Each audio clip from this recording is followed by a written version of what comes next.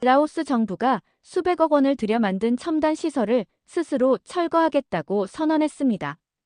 일본이 만든 세계 최고 수준의 시스템이었는데요. 그걸 버린 이유는 놀랍게도 한국 때문이었습니다. 한국을 다녀온 실사단의 보고서를 본 순간 정부 고위층이 모두 말을 잃었다고 하는데요. 그리고 1년 뒤 미국, 유럽, 심지어 일본까지 그 나라를 주목하게 된 이유는 과연 무엇이었을까요? 제 이름은 솜차이입니다. 라오스에서 환경 공무원으로 일하고 있어요. 비엔티안의 아침, 메콩강 위로 잿빛 안개가 낮게 깔려 있었어요. 도시 전체가 천천히 숨 쉬는 것 같았죠. 노점상들이 하루를 준비하며 분주하게 움직이고 있었고, 좁은 골목골목에는 흙냄새와 타는 쓰레기 냄새가 섞여 있었어요. 그런 거리 한가운데에서 저는 조용히 고개를 숙인 채 회의실로 향하고 있었어요. 저는 올해로 36이고 라오스 환경개선청의 도시 수자원국에서 중간 관리자 역할을 맡고 있었어요. 조용하고 신중한 성격 덕분에 여러 해 동안 도시 환경 대응팀을 이끌어왔죠. 하지만 그날 아침 제 마음은 무거웠어요. 며칠 전 내부 보고서 하나를 받았어요. 보고서를 읽고 나서 저는 충격을 받았고 그 충격은 쉽게 가라앉지 않았어요. 일본의 원조로 세운 폐수 처리장이 17개나 있었는데 그중 11곳이 멈췄다는 사실이 적혀 있었거든요. 기계가 고장 났는데 고칠 줄 아는 사람이 없었고 전기도 자주 끊겼어요. 매뉴얼이나 컴퓨터 화면, 제어 시스템까지 모두 일본어로 되어 있었어요. 부품이 고장나면 몇 달씩 기다려야 했고 비용도 상상을 초월했죠. 우리는 기술을 전수받은 게 아니라 일본에 전적으로 의존하게 된 상황에 놓여 있었어요. 처음엔 도움이라고 생각했는데 이제 보니 그건 도움이라기보다 덫에 가까웠어요. 회의실에 도착했을 땐 이미 분위기가 험악했어요.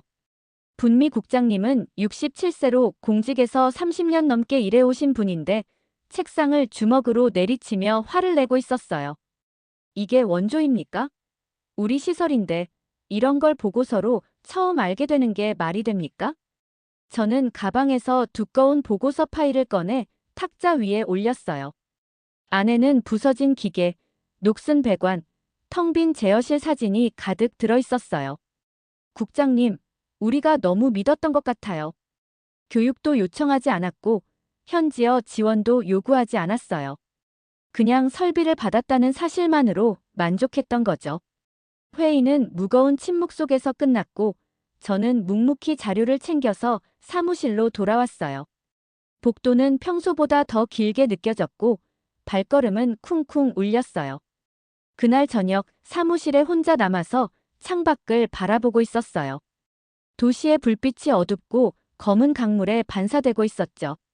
그 물결 속에는 오염된 물이 시골 마을들을 향해 흘러가고 있었어요. 강에서 물을 떠다 마시고 생선을 잡고 삶을 이어가는 사람들, 그 물가에서 노는 아이들, 저는 그들의 미래가 걱정됐어요. 그때 조용히 문을 두드리는 소리가 들렸어요. 정책팀의 막내 틴이었어요.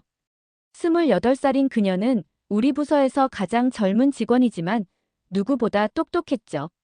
솜차이님, 무슨 일 있으세요? 얼굴이 안 좋아 보여요. 저는 보고서를 그녀에게 보여줬어요.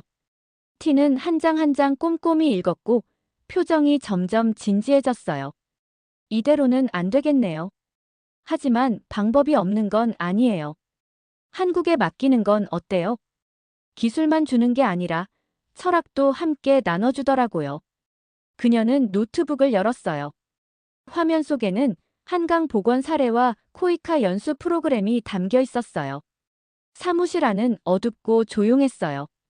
틴의 노트북 화면만이 푸른빛을 내며 켜져 있었죠. 그녀는 조용히 여러 장의 사진을 넘기고 있었어요.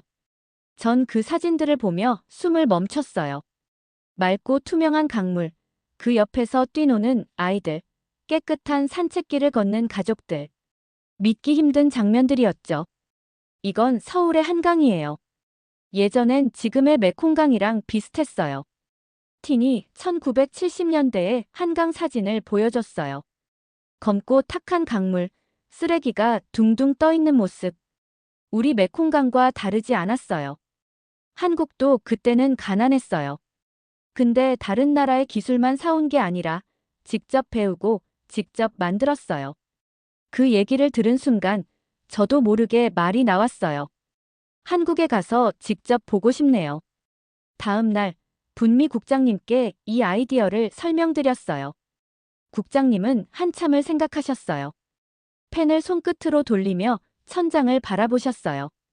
그리고 천천히 고개를 끄덕이셨어요. 그럼 실사단을 꾸려보게. 자네랑 팀, 그리고 간판 차관까지 셋이 다녀오게. 3주 후, 저희는 인천공항에 도착했어요. 우리 셋 모두 라오스를 떠나 이렇게 멀리 온 건 처음이었죠. 한국에서의 첫날, 제 생각이 완전히 바뀌었어요. 경기도의 한 작은 도시, 외관은 평범한 건물이었는데 안으로 들어서자 미래가 펼쳐진 것 같았어요. 벽을 가득 채운 모니터엔 도시 전체의 데이터가 실시간으로 뜨고 있었어요. 가이드는 장동현 박사였어요. 저와 비슷한 또래였고 말투가 부드럽고 친근했어요. 이 시스템이 완성되기까지 20년 걸렸어요. 실패도 많았죠. 그때마다 다시 배웠어요. 이렇게 많은 인력을 어떻게 훈련하시나요? 제가 묻자 장 박사가 웃으며 대답했어요. 우리는 가르치는 게 아니라 함께 배워요. 실수 하나가 모두에게 도움이 되게 만들어요. 그 말이 마음에 깊이 남았어요. 일본 시스템처럼 일방적인 기술 전달이 아니라 모두가 함께 성장하는 구조였어요. 다음 날엔 코이카 국제연수센터에 갔어요. 세계 각국에서 온 전문가들이 함께 수업을 듣고 있었어요. 필리핀, 네팔, 케냐, 방글라데시에서 온 사람들과 인사를 나눴어요. 우리 프로그램에 꼭 참여하세요. 서로 배울 게 정말 많아요. 네팔에서 온 여성이 그렇게 말해줬어요. 복사하는 게 아니라 원리를 이해하고 창의적으로 바꾸는 과정이었어요. 마지막 날, 장 박사님이 우리를 청계천으로 데려가셨어요. 벽에는 옛 사진들이 걸려 있었죠. 쓰레기 떠다니던 물줄기, 그 옆에 늘어선 판잣집들. 어떻게 이런 변화가 가능했나요? 제가 묻자 장 박사님은 말했어요. 완벽한 조건은 없었어요. 가진 것부터 시작했어요. 그리고 약속을 지켰죠. 우리는 반드시 바꾸겠다고 약속했거든요. 무엇보다 중요한 게 뭔가요? 틴이 물었어요. 희망이요. 그리고 함께 하려는 마음. 비행기로 돌아가는 길, 저는 창밖을 내다봤어요. 반짝이는 도시 불빛 아래 어딘가에 맑게 흐르는 한강이 있었어요. 오랜만에 느껴보는 감정이었어요. 바로 희망이었어요. 한국에서 돌아오는 비행기 안에서 저는 마음속에 한국을 품고 있었어요. 하지만 비행기가 비엔티안 상공에 다다르자 다시 메콩강이 눈에 들어왔어요. 여전히 탁하고 갈색띠처럼 도시를 가로지르고 있었어요. 정말 바꿀 수 있을까? 우리 라오스도 한국처럼 될 수 있을까? 다음 날 아침, 저는 분미 국장님 앞에 한국에서 가져온 사진들을 펼쳐두었어요. 제어센터, 연수 프로그램, 청계천 복원 전후 사진들이었죠. 분미 국장님은 한 장 한 장 사진을 천천히 들여다보셨어요. 처음엔 회의적인 표정이었지만 점점 눈빛이 달라졌어요. 모두 이야기해보게. 저는 한국에서의 3일 동안 본 모든 것을 설명드렸어요. 가장 중요한 건요. 한국은 기계만 파는 게 아니에요. 우리 스스로 만들고 유지할 수 있도록 가르쳐 주려고 해요. 분미 국장님은 창가로 걸어가 창밖의 메콩강을 바라보셨어요. 시작하려면 무엇이 필요한가? 한국과의 파트너십 계약, 기술 자문단, 인력 연수 프로그램, 그리고 시험적으로 해볼 파일럿 프로젝트가 필요합니다. 국장님의 눈빛은 확고했어요. 시작하게, 제품을 사는 고객이 아니라 함께 배우는 파트너로서 말이야. 그 다음 6개월은 강물처럼 빠르게 흘러갔어요. 한국 공무원들과 기술자들이 라오스를 방문했고 우리 기술자들도 서울로 연수를 다녀왔어요. 저는 매일 늦게까지 일했어요. 하지만 이번엔 달랐어요. 고장난 걸 관리하는 게 아니라 새로운 걸 만들고 있었으니까요. T는 말 그대로 폭발적인 에너지로 프로젝트에 몰입했어요. 서울에서 공부하던 시절 이런 걸 꿈꿨어요. 단순히 외국 기술을 가져오는 게 아니라 우리한테 맞게 바꾸는 거요. 건설이 시작된 하수처리장 부지는 BNT 안에서 가장 분주한 현장이 되었어요. 한국 기술자들이 우리 기술자들과 함께 어깨를 나란히 했어요. 일본 프로젝트에서 우리는 그냥 노동자였어요. 지금은 선생님이 되어가는 기분이에요. 공식 개장은 11월에 비 오는 날이었어요. 우리 라오스 기술자들이 시스템을 스스로 작동시키고 있었어요. 한국 기술자들은 그저 옆에서 지켜보기만 했어요. 이제 우리 도움은 필요 없겠네요. 이제 이건 당신들의 시설이에요. 장 박사님의 그 말이 얼마나 자랑스럽던지요. 기술적 성공은 시작에 불과했어요. 진짜 변화는 공동체에서 일어났어요. 학교에서는 환경 수업이 시작됐고 국립대학교에는 스마트 도시 환경이라는 전공이 생겼어요. T는 그 학과의 첫 교수 중 한 명이 되었고 수업에서 항상 이렇게 말했어요. 기술은 사람을 위한 것이지 사람이 기술을 위해 사는 게 아니에요. 1년 뒤 저는 예전엔 절망만 느꼈던 그 강변에 다시 서 있었어요. 메콩강은 여전히 갈색이었지만 그 색이 조금은 연해졌고 냄새도 덜 자극적이었어요. 몇 년 전 사라졌던 물고기들이 돌아오고 있었어요. 노점상들이 다시 강가에 자리를 잡기 시작했어요. 냄새가 많이 좋아졌어요. 손님들이 이제 불만을 안 해요. 어느 저녁 퇴근길에 틴과 함께 강가 카페에서 커피를 마셨어요. 다 어디서 시작된 걸까요? 틴은 커피에 설탕을 저으며 웃었어요. 서울에서 한강을 봤어요. 가족들이 강가에서 도시락 먹고 아이들이 물에서 놀고 있었죠. 그 모습이 잊히지 않았어요.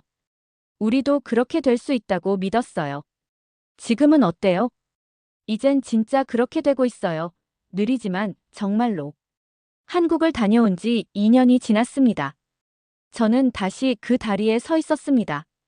예전에는 메콩강을 보며 절망을 느꼈지만 지금은 달랐습니다. 작은 물고기들이 수면 근처를 헤엄쳤고 오랫동안 보지 못했던 새들이 강둑에 둥지를 틀기 시작했죠. 강이 치유되고 있어. 하지만 진짜 치유는 사람들에게서 일어나고 있었습니다. 3개월 전 한국에서 새로운 팀이 라오스를 방문했습니다. 이번에는 설비를 설치하러 온 것이 아니라 우리가 다른 나라를 가르칠 수 있도록 돕기 위해서였죠. 이제 우리는 학생이 아닌 선생님이 되어 있었습니다. T는 동남아시아 지도를 보여주며 말했습니다. 지도에는 빨간 점들이 찍혀 있었는데 각 점은 라오스, 한국 협력 모델을 배우고 싶어 하는 도시들이었습니다. 우리는 이제 우리 강만 고치는 게 아니에요. 이 지역 전체에 희망을 나누고 있어요. 어느 날 아침, 분미 국장님의 전화를 받았습니다. 솜차이, 지금 내 사무실로 와요. 중요한 손님이 있어요. 그곳에는 한국의 서울대학교에서 온 김민정 박사가 있었습니다. 라오스의 성과를 듣고 감동받았습니다. 한국과 라오스가 함께 열대지역 맞춤형 하천관리 공동연구센터를 세우고 싶어요. 그날 오후, 김 박사와 함께 강가를 걸었습니다. 그녀는 시장에서 팔리는 생선을 보며 감탄했습니다. 다양한 종들이 살아있네요. 정말 건강해 보여요. 해질 무렵, 우리는 제가 자주 찾던 다리 위에 섰습니다. 김 박사는 한참을 바라보더니 말했습니다. 환경 변화는 기술만으로 되는 게 아니에요. 희망이 있어야 해요. 그리고 그 희망은 사람에서 사람으로, 지역에서 지역으로, 국가에서 국가로 전해지는 거예요. 그날 밤, 저는 강가의 학교에서 열린 주민회의에 참석했습니다. 한 할머니가 손을 들고 말했습니다. 손녀가 물어요. 예전엔 강이 깨끗했냐고. 이제는 다시 깨끗해지고 있다고 말할 수 있어요. 젊은 아버지가 말했습니다. 우리 아들이 환경학을 전공 중입니다. 솜차이님처럼 강을 지키는 일을 하고 싶다고 해요. 저도 희망이 생깁니다. 이튿날, 저는 신문을 펼쳤습니다. 일면에는 이렇게 적혀 있었습니다. 메콩의 기적 라오스, 한국 파트너십이 만든 변화. 그 아래에는 해 뜨는 메콩강 사진과 함께 이렇게 쓰여 있었어요.